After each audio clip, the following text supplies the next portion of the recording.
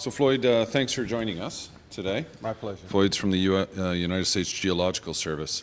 Tell us a little more about the presentation that you're going to do in the conference here. I mean, what's it about? Okay, in 2010, we completed a porphyry copper assessment of Mexico. And part of it, we want to look at how to refine the actual assessment technique. So we want to look at how to refine the geological analysis. We want to look a little bit closer at the geochemistry and especially geophysics. And another aspect is actually to see what the exploration can tell us, if it could tell us anything more. And what we're looking for is to look at what are the important levels of these laramides. One of the differences in the three laramide terrains was the amount of cover, and also where vertically the zones were. We found three distinct zones. One was fairly deep, so there was more intrusive rocks, and that tells you that possibly you're a little bit deeper than the primary ore bodies are placed. The second, the principal laramide zone, the middle zone, was almost equivalent in volcanics and intrusive. So that tells you you're in a very good zone where you can have the upper intrusive cupolas, and third zone was extensively covered. So we just want to look at the progress of exploration. And so the second big part of that is to track what is the actual exploration what has been going on in the last 5 years. Is it comparable to what we predicted and what we saw in the three different terrains? Mm-hmm. So it's an update. So we've looked at some of our older assessments, for example, in Latin America, North and South America, and because of prices, because of the commodity price increase that had gone on, and the fact that these ores were associated with gold, it really threw off our assessment. Gold attracted the companies to copper. Essentially, these were gold-copper deposits, copper-gold porphyries. And our estimates were a little low because we didn't, plus there's this subjective factor that's out there that we want to analyze as well. Why do you speak of 5-year increments? I mean, what kind of changes occur in 5 years in rock formations? No, this is just the 5 years. It could be longer, but 5 years is a good time to see. It takes a little while for exploration to develop, for companies to get the investment and to drill and analyze the data. Mm-hmm. So 5 years, for example, is a good period of time.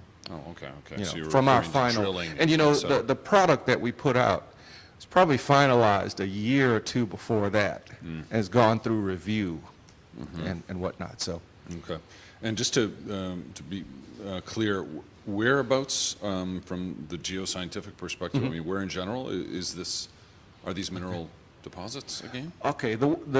We finished an actual world porphyry copper assessment. So most island arc, continental margin terrains we analyzed for porphyry coppers. But the one that I want to focus on in the talk in the next couple of days involves the laramide of Mexico. Okay, but we covered all porphyry copper occurrences, even in the Yucatan and the trans-Mexico volcanic belt as well. But my focus was on the laramide, which extends into the U.S. Yeah. And who can participate in these assessments? Well, for example, the Mexico assessment involved the Mexican Geological Survey. It involved the Instituto de Geología and the University of Sonora and the University of Arizona.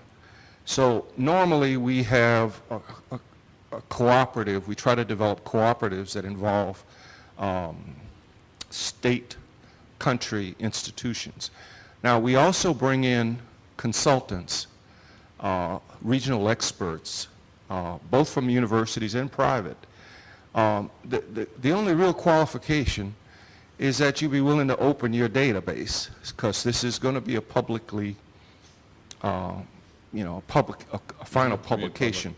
Now, sometimes we can, for example, at the time, the Mexican Geological Survey gave us a fully digitized geologic map, which it was not available, or it was available under lease at the time.